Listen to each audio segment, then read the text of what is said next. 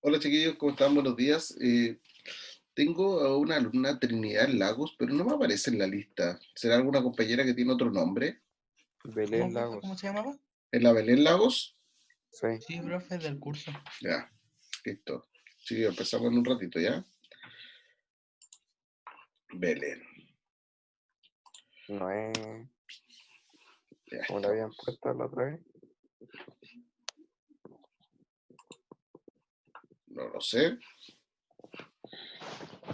Le han puesto el nombre de Coco. ¿Ah? ¿Cómo se llama? Oh, se me olvidó. Como de coco.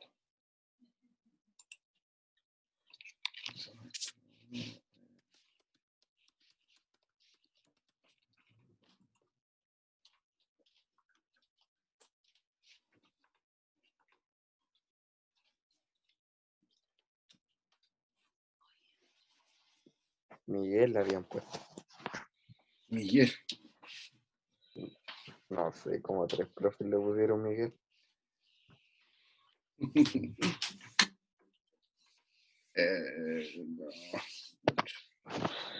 Mucho.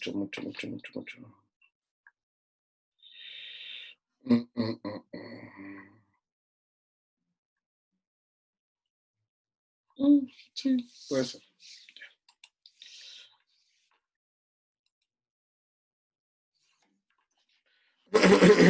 Bien.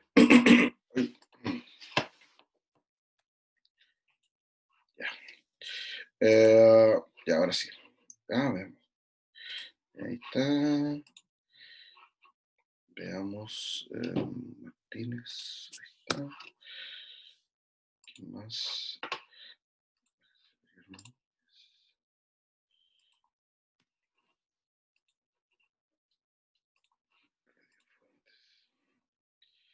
Y ahora sí. Chiquillos. Iniciamos. Ahora sí. Hola chiquillos, ¿cómo están? Buenos días. Buenos días, profe. ¿Cómo están? ¿Bien? Bien, súper. Qué bueno. Chiquillos, antes de empezar la clase como tal, voy a hacer algunas observaciones sobre el tema de la evaluación. La verdad es que, a ver, varias personas me mandaron algunos comentarios, me escribieron, ¿sabes qué, profe? No me no me aparece como entregada como tarea entregada el hecho de que yo hice la evaluación, ¿ya? Chiquillos, esto para que queden tranquilos. Si a ustedes en Classroom no le aparece como entregada la evaluación, no se preocupe. Lo importante es que usted haya hecho la evaluación, ¿ya? Lo importante es que usted haya hecho la evaluación. Ah, yo me ¿Ah? preocupé. Sí, no, sí, me consta, Nico, sí. Yo también me preocupé con todos los correos que me mandaste. Ah, yo le envié un mensaje, ¿no? Sí, el que me llega por correo. Ah, Chiquillos, verdad. no, pero está bien, porque no fue una situación solo de ustedes, sino que de varios cursos, pero como les digo, no hay problema, no hay ningún problema. Yo, de hecho, todos o la mayoría de los que me escribieron, así como profe, ¿sabe qué? Me parece como entregada la tarea, yo lo revisé y está sin ningún problema, ¿ya? Está sin ningún problema, yo ya estoy juntando los resultados, por ahí estoy armando las planillas que tengo que subirles para ustedes con sus resultados y también las que tengo que enviar a la dirección, así que yo creo que entre hoy día y mañana ya va a estar listo el tema de los resultados de la evaluación. Voy a hacer así, listo. ¿Ah? ¿Qué? Bueno. Como les decía, yo creo que entre hoy día y mañana ya va a estar listo ese tema de los resultados. Por ahí estuve peleando con unas planillas Excel estos días, pero ya espero que se pueda normalizar y poder hacerlo ya y dejarlo listo estos días. Porque ya también recordemos que ya prontamente desde este viernes, si no me equivoco, se inicia el proceso de evaluación de la unidad 2. ¿Ya? Así que para poder ir cerrando con la unidad 1 y ustedes tener sus resultados y yo también hoy día enviarles sus resultados individual, pregunta por pregunta, en qué se equivocaron y todo eso. Y, eh, y ya también para iniciar el proceso de evaluación de la unidad 2 que se inicia el día viernes, que debo dejar abierto la evaluación. ¿Ya? Entonces, la idea es ir avanzando lo más rápido posible con eso y no detenernos en temas de la evaluación en sí que pueden retrasar todo el proceso. ¿Ya? Así que quédense tranquilos si es que te aparece como no entregada la evaluación. Hasta el momento de haberme enviado la prueba hecha, eso para mí cuenta como que usted la hizo. ¿Ya?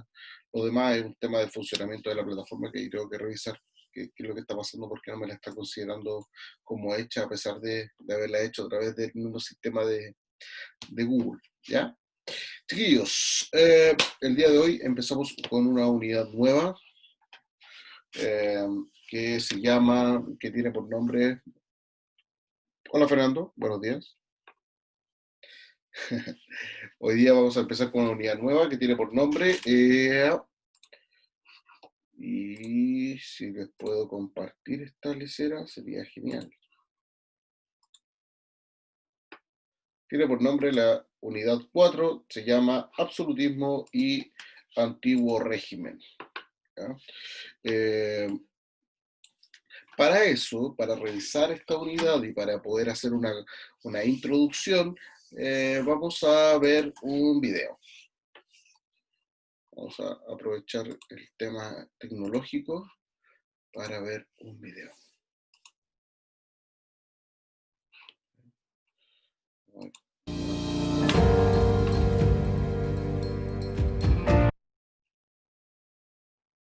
¿Sí? ¿Todos escuchan? ¿Sí? Hubo un tiempo en que los reyes tenían todo el poder absoluto. ¿Por qué no te callas? ¿Por qué no te callas? ¿Por qué no te callas? ¿Por qué no te callas? Calla, calla, calla, calla. No, ese no. Tener el poder absoluto significa poder decidir todas las cuestiones de la vida e incluso de la muerte de tus súbditos. Un poder absoluto que convertía prácticamente a estos reyes en dioses.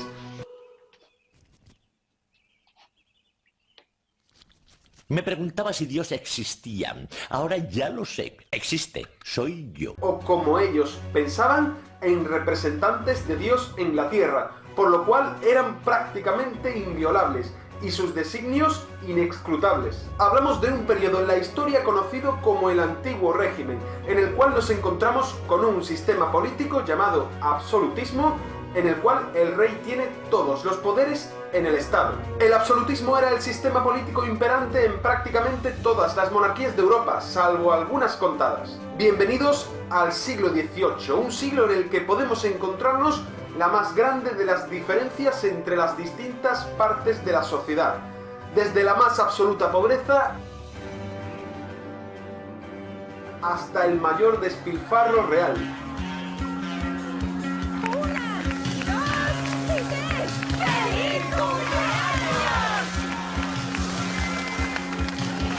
¿Estás preparado para este viaje?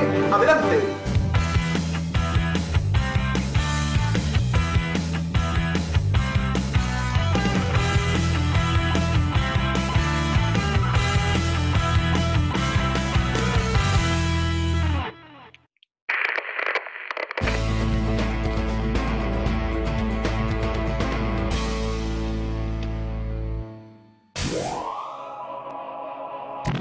En este y en los próximos vídeos nos adentraremos en estudiar las características del Antiguo Régimen, así como de Europa y España dentro del siglo XVIII, para terminar estudiando en este tema la Ilustración, es decir, aquel cuerpo de ideas que algunos filósofos desarrollaron en este siglo para alumbrar al fin las tinieblas del mundo. Pero comencemos por el principio. ¿Qué es el Antiguo Régimen? Cuando hablamos de Antiguo Régimen hablamos del conjunto de características sociales, económicas, jurídicas, etcétera, que tiene este sistema político imperante en Europa entre los siglos XVI y XVII. Y no solo en Europa, sino también en sus colonias. ¿Cuándo nació este término? Porque si hablamos de algo antiguo, podemos suponer que el término nació posteriormente. Pues fue así, porque el término lo acuñaron los revolucionarios franceses de la Revolución Francesa, que querían desligarse de todo lo anterior contra lo que se habían rebelado. La crisis del Antiguo Régimen, que estudiaremos próximamente, delimitará también el paso de una a otra etapa de la historia, de la Edad Moderna, que comenzó, como ya sabemos, en torno al siglo XV, a la Edad Contemporánea, que comenzará con un hecho en concreto, la Revolución Francesa. Y esta crisis del Antiguo Régimen tendrá como protagonista a una parte en concreto de la sociedad, los burgueses. ¿Recordáis cuándo nacieron los burgueses en la Edad Media? Aquellas personas que tenían poder económico en las ciudades pero que no tenían privilegios. Pues aún en el siglo XVII y también en el XVIII nos encontramos con que los burgueses carecen aún de privilegios políticos, lo cual llevará a que se rebelen. Y después de definir de manera general qué significa el Antiguo Régimen, vamos a estudiarlo de manera pormenorizada, comenzando con su sistema político, es decir, como ya hemos visto anteriormente, el absolutismo.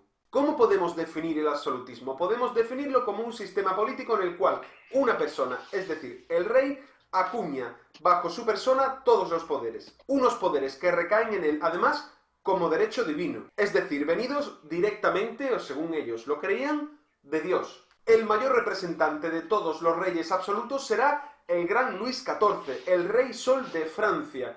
Un rey que, como podéis ver en esta imagen, tuve a bien conocer cuando visité París el año pasado. Este que está detrás de mí es Luis XIV, el Rey Sol, el creador de la monarquía absoluta, una monarquía que comenzará a expandirse por toda Europa a finales del siglo XVII y comienzos del XVIII.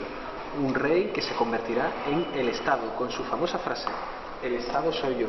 Reinó durante nada menos que 77 años. Cambió las estructuras reales de Francia para asegurarse un poder total y dejó una enorme impronta en la historia europea debido al esplendor de su reinado, a la fastuosidad de Versalles, a donde trasladó su residencia real, y al poder que consiguió aglutinar bajo su persona. Al final, según os decía desde el Museo del Louvre, Luis XIV terminó siendo el mismo Estado francés, como se le atribuye en su famosa frase. En cuanto al retraso, sigue como os mencioné. Stop. ¿Por qué no has aprendido inglés todavía? ¿Sabías que 20% de la población de la Tierra habla inglés fluidamente? El anuncio. No queríamos molestaros con asuntos tan triviales del Estado. ¡Yo soy el Estado!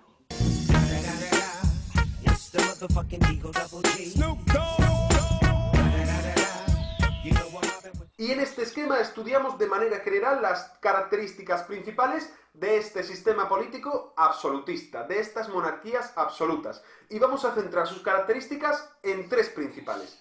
La primera de ellas, y la más significativa, es que los reyes absolutos concentraban en su persona todos los poderes políticos y gobernaban, por tanto, prácticamente de forma directa. Ello lo consiguieron mediante dos medidas. La primera de ellas era prescindir de las cortes medievales, esas cortes de nobles que habían gobernado durante la Edad Media los reinos junto al rey. Y en segundo lugar, los reyes consiguieron concentrar su poder en su persona mediante el cuerpo de la burocracia, es decir, mediante una serie de funcionarios leales en absolutos al rey que cumplían sus designios y le ayudaban a gobernar el reino. En segundo lugar, y como ya hemos citado anteriormente, otra de las características de los reyes absolutos eran que su monarquía se consideraba de derecho divino, es decir, que su poder venía directamente de Dios. Y en tercer lugar vamos a estudiar como característica de las monarquías absolutas que estos reyes intentaron irradiar una imagen de lujo y superioridad. ¿Mediante qué? Pues por ejemplo mediante la construcción de grandes palacios. Es el ejemplo del Palacio de Versalles a las afueras de París, que se convirtió en la gran residencia real europea durante el reinado de Luis XIV. Estamos a punto de entrar en el Palacio de Versalles, el lugar de residencia del rey Luis XIV, que tengo ahí detrás de mí.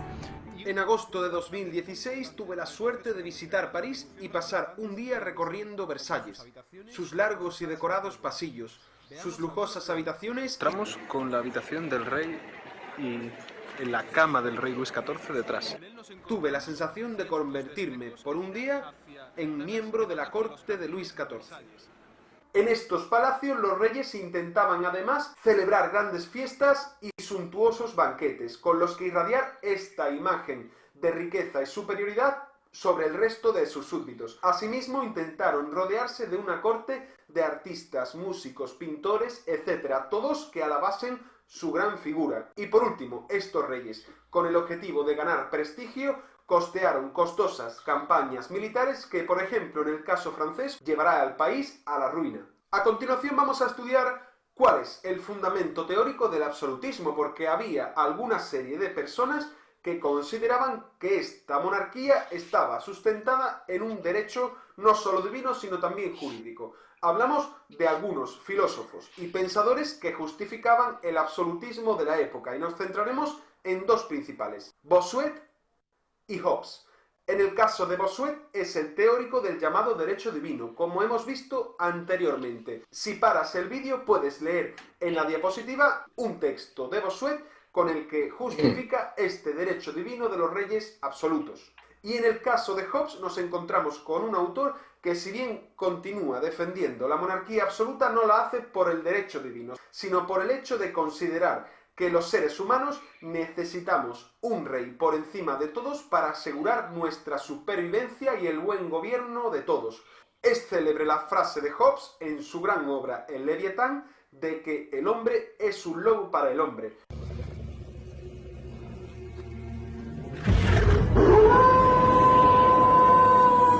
Según este autor, el hombre necesita una monarquía fuerte por encima de todos nosotros para que no acabemos en la ruina.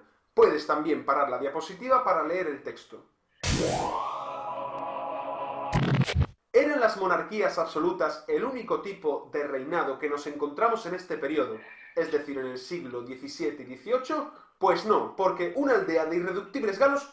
Perdón, que me he confundido. Pues no, porque un reino separado del resto de Europa por el Canal de la Mancha tenía unas características distintas. Hablamos del Reino de Inglaterra y de la monarquía parlamentaria. Seguro que este concepto te suena, porque si piensas en la actual monarquía de España, seguro que sabrás que hablamos de una monarquía parlamentaria, una monarquía en la cual nos encontramos con un rey, en este caso Felipe VI, que está supeditado a los designios del Parlamento, es decir, de los diputados políticos elegidos democráticamente por el pueblo. En el caso de Inglaterra nos encontramos con que en el siglo XVII se produce la Revolución Inglesa, una revolución que decapita a su rey Carlos I Esta revolución se llevó a cabo tras el enfrentamiento entre el Parlamento de nobles ingleses y el rey por el intento de este último de convertir su monarquía en absoluta.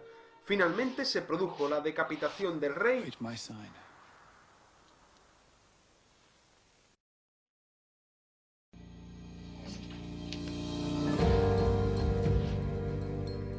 De nuevo. La mejor parte. Y tras un periodo turbulento entre monarquía y república, la monarquía parlamentaria inglesa se estableció definitivamente Eso no se en la escucha muy figura bien. del rey Guillermo III. El video. Esta monarquía parlamentaria será ejemplo en el futuro para sí. posteriores estados y sobre todo también por un texto, el Bill of Rights o Declaración de Derechos, firmada por el Parlamento y por el rey inglés en el año 1689 y en el cual nos encontramos con 3 puntos principales. En primer lugar, el concepto de que el Parlamento tendrá el poder por encima del rey, algo revolucionario en este momento. En segundo lugar, otro concepto también nuevo, el de separación de poderes. Y en tercer lugar, se van a reconocer por primera vez derechos individuales de los súbditos del reino inglés. Después de haber visto cuáles son las características políticas de esta época del antiguo régimen, con el absolutismo y su cara opuesta, el parlamentarismo, vamos a hacer ahora un breve repaso a las características sociales y económicas del antiguo régimen. Decimos breve repaso porque estas características son iguales, más o menos de manera aproximada, a la que nos encontramos durante la Edad Media y Moderna cuando hablamos, por ejemplo, del concepto de sociedad estamental. Y es que en el seno de la sociedad, por ejemplo, de Francia o de otros reinos europeos, aún seguía teniendo prácticamente el monopolio de la actividad social y económica el feudalismo. ¿Recuerdas qué era? Yo tengo un rey, yo tengo un noble, pacto feudal. Yo tengo un noble, yo tengo un siervo, pacto de vasallaje, pacto feudal, pacto de vasallaje, feudalismo medieval. Seguro que con esta canción sí lo has recordado. En esta sociedad estamental nos encontramos con 3 estamentos, 2 de ellos privilegiados: la nobleza y el clero. La nobleza se corresponde al 2% de la población. Tenía tierras, tenía derechos y privilegios políticos y además tenía el gobierno en los reinos junto al rey. A su vez nos encontramos también con el clero, el cual se corresponde con el 1% de la población y, como ya debes saber, se encargaba de orar e interceder ante Dios y los hombres. ¿Y quién es el resto? El resto es un enorme grupo que se corresponde con el nada menos que 97% de la población, que podemos llamar tercer estado. Y por último, ¿cuáles son las características de la economía del antiguo régimen? Pues, como hemos estado hablando del feudalismo, sabrás ya que la gran mayoría de las actividades económicas, nada menos que 3/4 de la economía, se correspondían con agricultura. Es decir, con actividades del sector primario, que eran llevadas a cabo por la gran mayoría de la población, que se dedicaba al campo.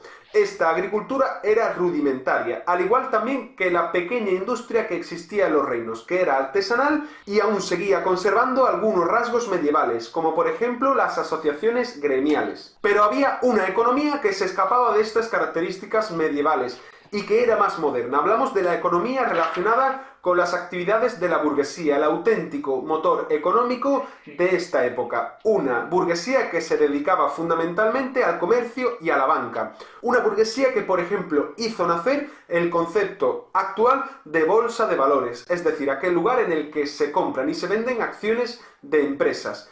Y además una burguesía que salió al exterior con un mercado marítimo incipiente para llevar y traer sus artículos a todo el mundo. Este comercio marítimo vivió su auge a partir del siglo XVI con el llamado comercio triangular, que conectaba Europa, África y América en un triángulo que vendía y traía productos. Este comercio triangular se sustentaba básicamente en la esclavitud, uno de los mayores horrores de esta época.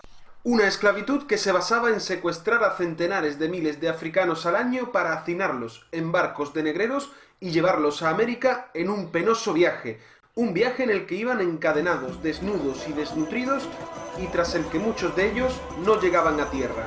Y luego en América eran vendidos como esclavos. Se calcula que solo en el siglo XVIII hasta 6 millones de africanos sufrieron este horror de la esclavitud. Y hasta aquí hemos llegado con el vídeo de hoy. Espero que este vídeo os haya gustado, que os interese mucho el comienzo de esta turbulenta y apasionante edad contemporánea, y nos vemos en el siguiente vídeo. ¡Adiós!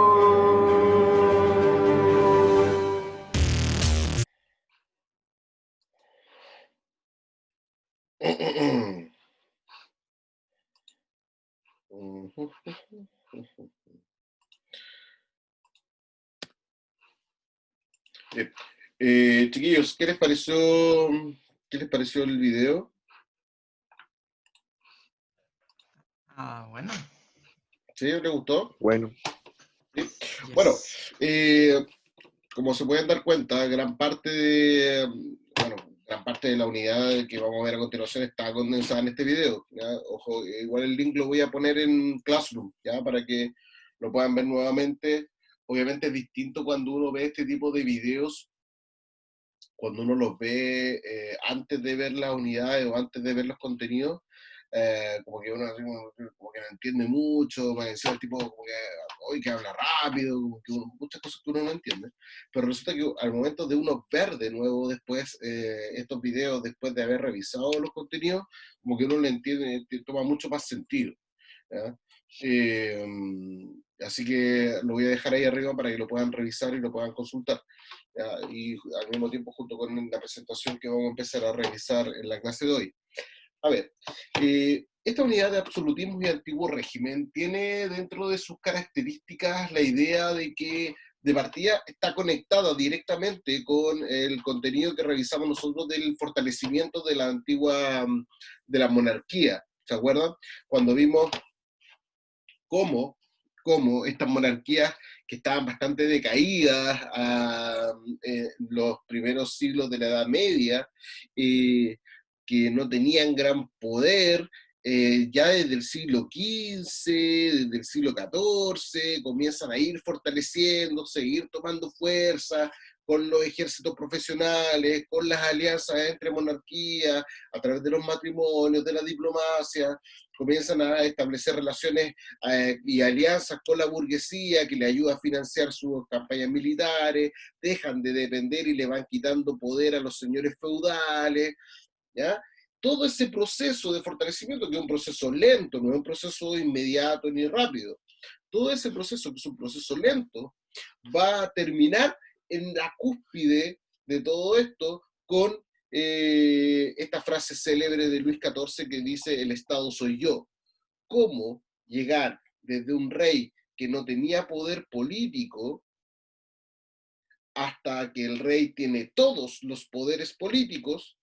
Es parte del desarrollo del fortalecimiento de las monarquías que vimos en un par de unidades atrás, ¿ya? Por lo tanto, hoy día, en lo que vamos a revisar nosotros, estamos hablando aproximadamente del siglo XVII, siglo XVIII, ahí nos vamos a situar principalmente. Vamos a ver que estas monarquías ahora son monarquías poderosas, ahora los reyes son poderosos, y son monarcas absolutos. Yo siempre comparo esto, a lo mejor un ejemplo un poquito burdo, pero es así, comparo siempre con la reina de corazones de Alicia en el País de las Maravillas, donde si había algo que no le gustaba a la reina, ella pedía que le cortaran la cabeza. Acá ocurre algo muy parecido, o sea, el rey tiene tal poder, por eso es que se llama un rey absoluto, absolutista, que él pide que le corten la cabeza a alguien y se la cortan, ¿eh? Ese es el poder que trasciende, que no es solamente un poder político, sino que también es un poder social, también es un poder económico. Por lo tanto, el rey va a controlar y va a dominar todas las esferas de la vida. Por eso también en algún momento se dice que Luis XIV se le considera el rey sol, porque toda la vida gira en torno a él, y él define y él establece todo el funcionamiento de la sociedad francesa de fines del siglo XVII, principio del siglo XVIII. ¿Ya? Bueno, eso es lo que vamos a hablar en esta unidad, partiendo por el absolutismo.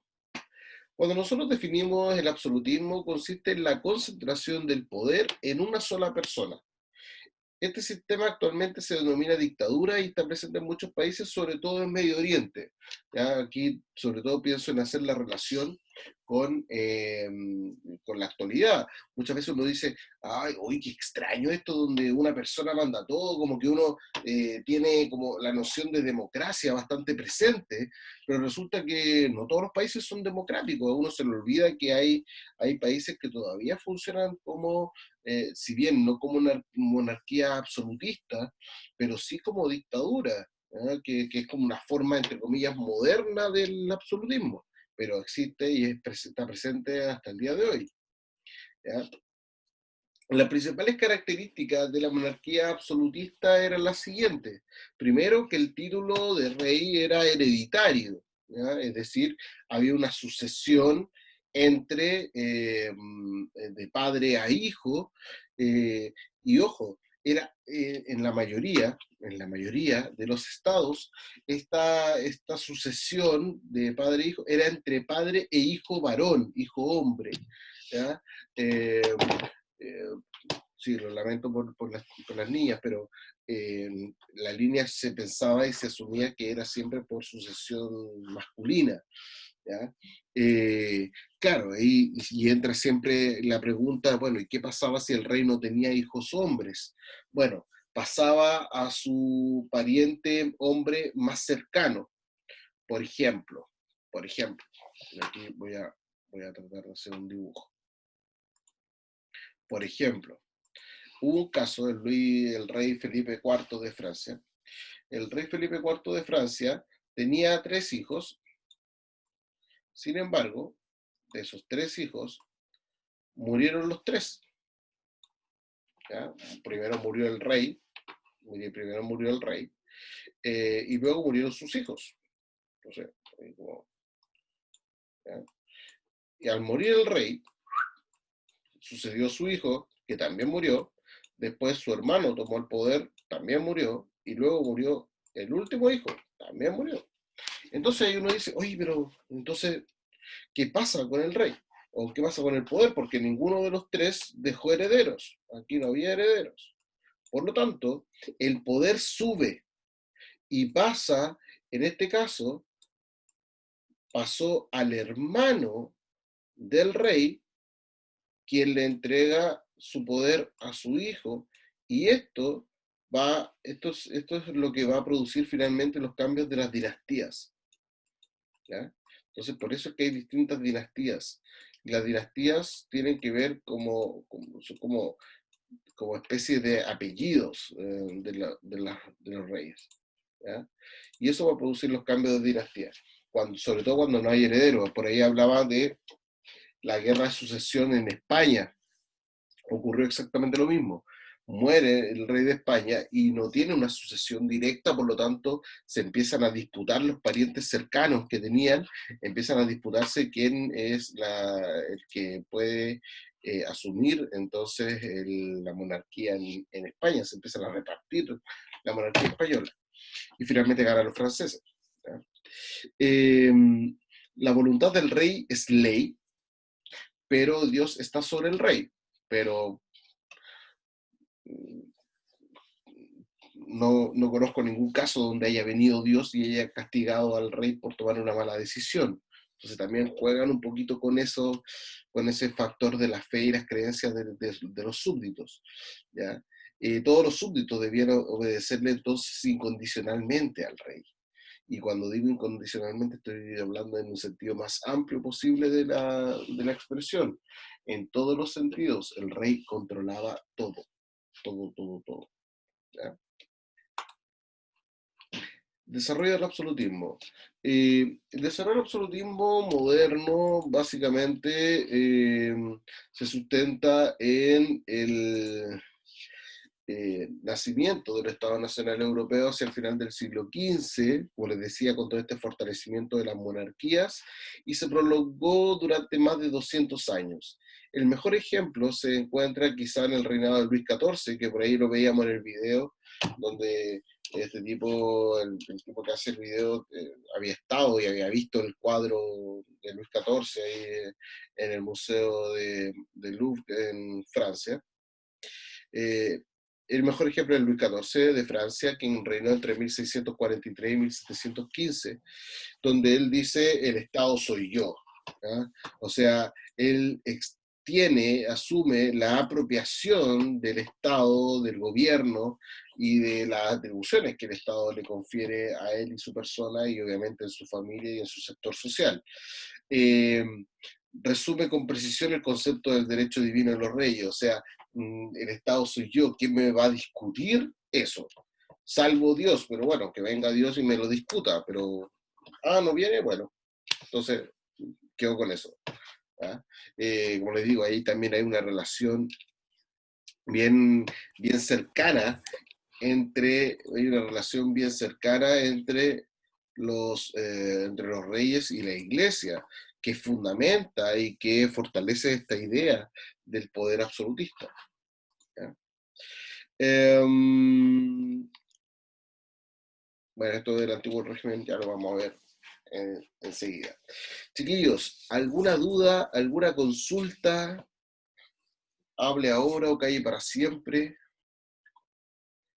¿Alguna duda, alguna consulta en lo que acabamos de ver hoy?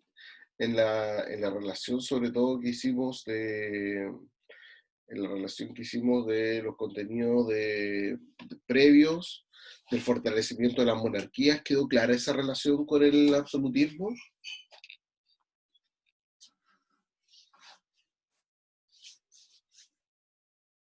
Sí, profe. ¿Sí?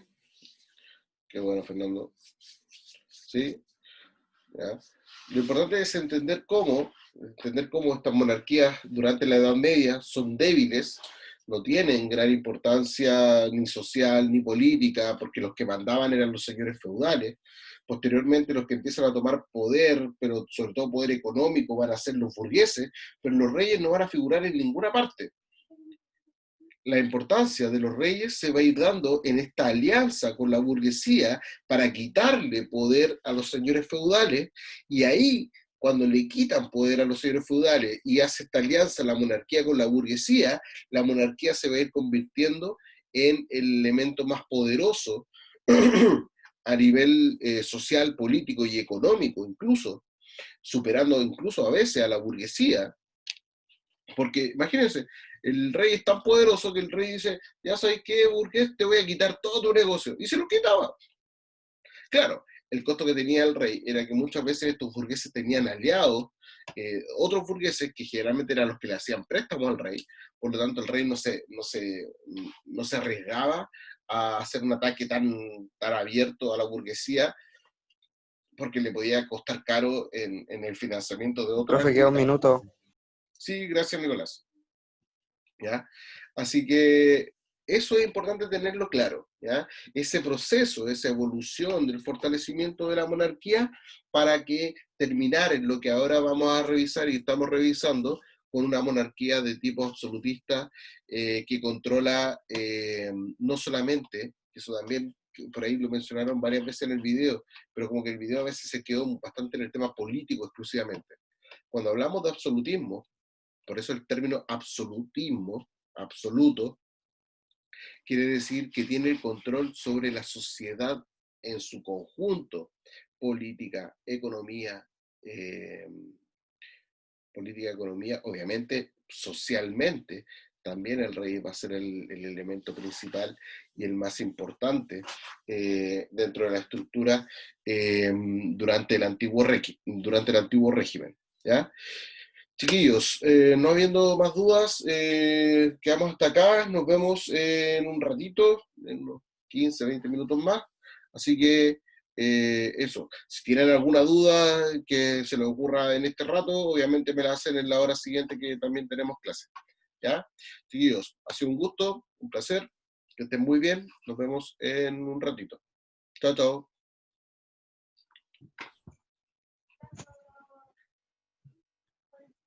Chao, chao.